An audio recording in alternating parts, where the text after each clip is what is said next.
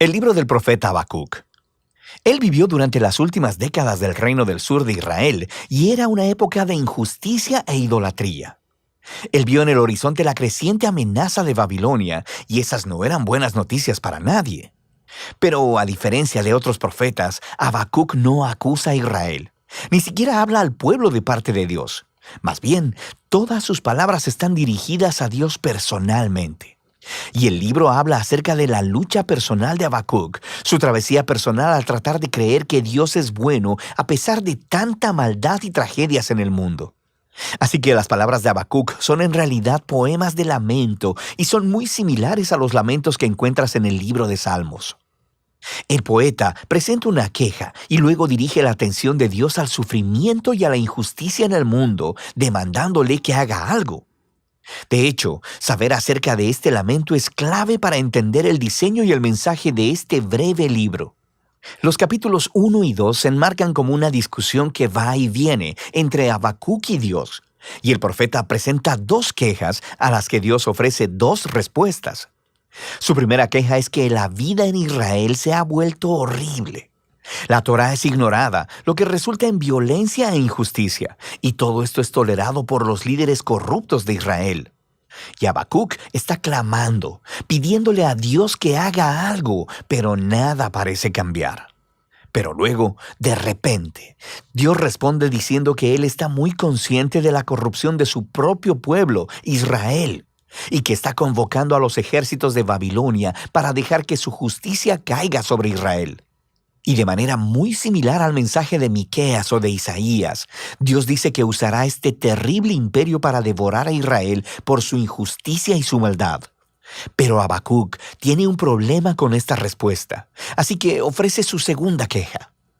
Él dice que Babilonia es aún peor que Israel, que ellos son más corruptos, más violentos, que han deificado su propio poder militar, que tratan a los humanos como a animales, atrapándolos como peces en una red. Ellos devoran a las naciones y a los pueblos para construir su propio imperio. Así que Habacuc dice, ¿cómo puedes tú, un Dios santo, usar esas naciones tan corruptas como tus instrumentos en la historia? Él demanda una explicación. De hecho, Habacuc se representa a sí mismo como una atalaya en los muros de la ciudad, esperando la respuesta de Dios que eventualmente llega. Dios le dice a Habacuc que tome unas tablas y un cincel y escriba lo que vea y escuche. Es una visión sobre un momento señalado en el futuro, y aunque parezca lenta su venida, eventualmente llegará. De hecho, Dios dice que el justo vivirá por su fe en esta esperanza y visión. Entonces, ¿cuál es esa promesa divina que Habacuc debe escribir? Que Dios hará caer a Babilonia. Dios dice que la violencia y la opresión de las naciones crea un ciclo interminable de venganza y que Dios usará este ciclo para atraer el auge y la caída de las naciones. Y el hecho de que Dios pueda, por un tiempo, usar a una nación corrupta como Babilonia no significa que Él respalde todo lo que hacen. Él hace responsable a todas las naciones delante de su justicia. Así que Babilonia caerá junto con cualquier otra nación que actúe como ellos. La promesa de Dios es luego elaborada en una serie de 5 ayes que describen la clase de opresión e injusticia perpetuada por naciones como Babilonia. Los primeros 2 son en contra de las prácticas económicas injustas, como cuando los ricos cobran intereses muy altos solo para hacer que los pobres permanezcan endeudados. Así que ellos acumulan su riqueza a través de métodos deshonestos. El tercer ay es una crítica a la esclavitud, a tratar a los humanos como animales y amenazarlos con violencia si no producen. El cuarto ay es contra el abuso del alcohol por parte de los líderes irresponsables. Mientras el pueblo está sufriendo bajo su mal liderazgo, ellos están de fiesta y desperdiciando el dinero en sexo y alcohol.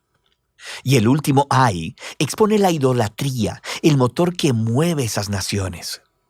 Ellos han hecho del poder y de la seguridad nacional sus dioses, ofreciéndoles lealtad a cualquier costo. Así que el pueblo se convierte en esclavo de su propio imperio nacional. Ahora, las prácticas que se describen aquí no suceden únicamente en Babilonia, pero esto es parte de la cuestión. Dada la condición humana, la mayoría de las naciones eventualmente se convertirán en una Babilonia. Y así es como la respuesta de Dios a Habacuc en este libro se convierte en la respuesta de Dios a todas las generaciones posteriores, para cualquiera que viva en un mundo gobernado por otras Babilonias. Pero deja en el aire la pregunta: ¿Dios permitirá que este ciclo, el auge y la caída de los imperios similares a Babilonia, continúe para siempre? Y el capítulo 3 trata sobre esa pregunta. Se nos dice que esta es una oración de Habacuc, y comienza con Habacuc rogándole a Dios que actúe en el presente, como lo ha hecho en el pasado, haciendo caer a las naciones corruptas. Lo que sigue es un poema muy antiguo. Primero describe una poderosa y aterradora aparición de Dios. Es muy similar a los poemas introductorios de Miqueas y Nahum, y similar a la aparición de Dios en el monte Sinaí, en el libro de Éxodo. Tenemos nube, fuego y temblor. Cuando el Creador aparezca para confrontar la maldad humana, todo el mundo estará poniendo atención. Habacuc luego continúa describiendo esta futura derrota del mal como un futuro éxodo, justo como cuando Dios vino como guerrero y abrió en dos el mar en su batalla contra Faraón. Habacuc dice que Dios traerá su juicio sobre la cabeza de la casa del impío. Así que Faraón, al igual que Babilonia, se ha convertido aquí en un arquetipo de las naciones humanas violentas. Pero al mismo tiempo, se nos dice que cuando Dios confronte la maldad, Él salvará a su pueblo y a su ungido. Es una referencia al rey del linaje de David. Así que en este poema, la historia del éxodo en el pasado se ha convertido en una imagen del éxodo del futuro que Dios producirá. Él derrotará la maldad una vez más y hará caer a los faraones y a las Babilonias de este mundo.